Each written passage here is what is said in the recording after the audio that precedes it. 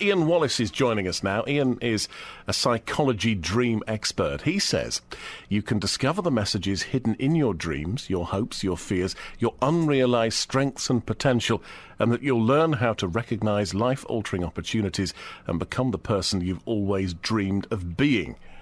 All that, get a nice night's sleep as well. Sounds impressive, doesn't it? Well, his new book is the first to psychologically analyse the top 100 dreams that we all have. Ian, good morning.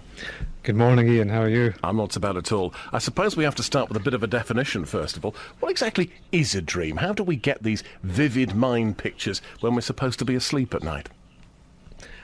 The thing is, Ian, that we all think that dreams happen to us, but the reverse is true. We actually happen to dreams. So we create everything in a dream, every atom, every photon, we make that while we sleep. So what a dream is, it's the language of our unconscious awareness. So even as we are chatting now, Ian, we're absorbing lots and lots of unconscious information from round about us. And when we dream at night, we build all that information up into a meaningful story that we can actually derive some value from. And why is it then, in the wee small hours of the morning, in that sort of unconscious state of sleep, these images are random or appear to be so random, so fanciful, sometimes really quite bizarre? Well, we think that they're random, Ian, but what actually happens is that I've been doing this for over 30 years now, and in that time I've analysed about 140,000 dreams. And because we're actually creating the dreams, and we're all human beings, we tend to create the same patterns. So about 80% of the dreams that we have fall into this category of 100 dream patterns that are quite universal for everyone. That's why when you're discussing a dream with somebody in the office or with somebody in the pub, they will say, yeah, I've had that too, or a very similar dream. That's absolutely right. So we all create the same sort of stories, and when we sleep we tend to inhabit the same sort of worlds.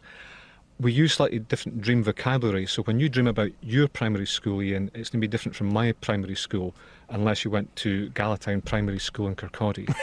No, I didn't, strangely. I tell you what, Ian, we'll put this to the test. I've been asking for some dreams in this morning, and we'll see whether any of these hit the top 100 and see what you make of them, if that's okay. That's absolutely fine. OK, Janet in Morecambe says her dream is she's on a train journey. She's the sole English passenger. Everybody else is Asian. There's no fixed destination, and she's got a strong feeling she's not coming back.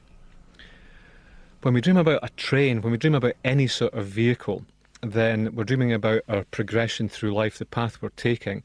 And usually when you dream about a train, it's some professional path that we're taking, that we're going through various stations, we've embarked upon an opportunity, and we have to stay on the rails to follow this professional opportunity through.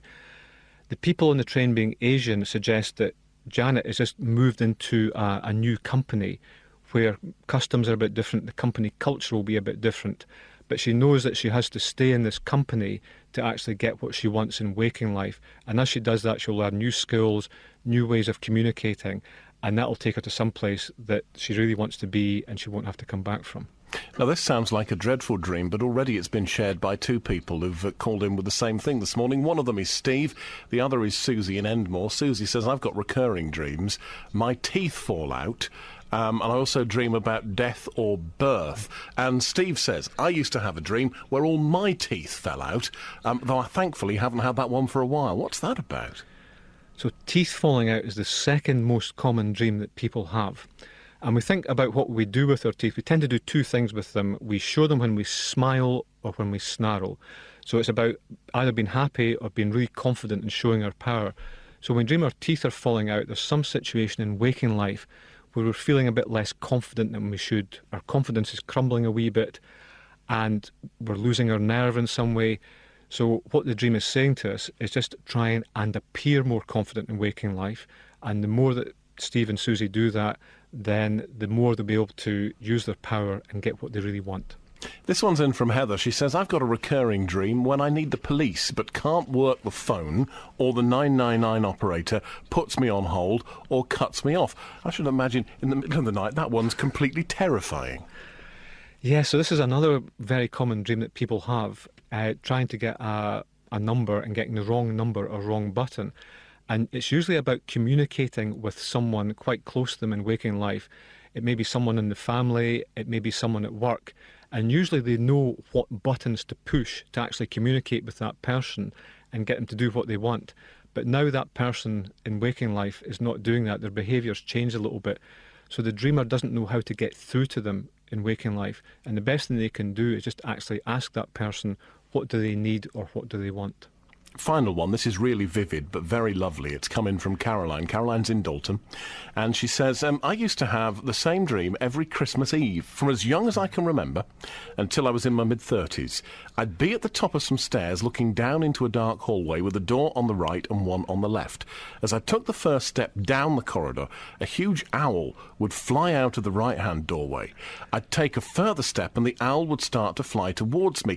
I'd then start to fly to meet the owl. It seemed to get closer each year before I'd wake up, and I always would love to have known what that meant. Any ideas, Ian? That's an absolutely fabulous dream. So we dream a lot about animals. Dreams are use the language of image and metaphor, and a great part of that is the instinctive, impulsive part of our nature that's represented by animals. So when Caroline's dreaming about an owl, she's dreaming about her own wisdom and her own ability to see things that other people are maybe not seeing. So when she's looking down the stairs, she's thinking about how she can examine what's happening inside her in a bit more depth. And she's actually starting to apply her wisdom that this owl's coming out of the right hand. It's probably something creative she's doing. She's maybe drawing or painting. And as she does that, she's starting to learn more about the world and how she can actually do something really valuable in it.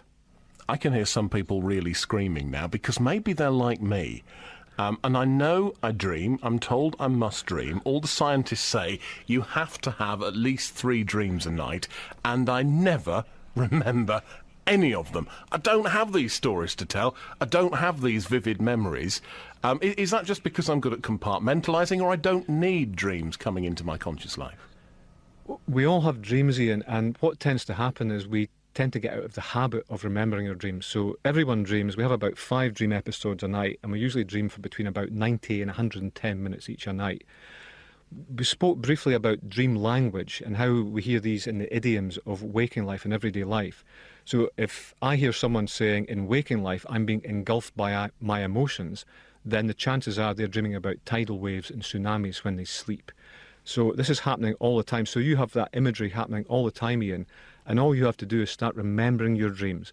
So when you go to sleep tonight, just as you lay your head on your pillow, just say to yourself, tonight I will remember some of my dreams. And when you wake up tomorrow morning, you'll have some of that dream content and narrative there.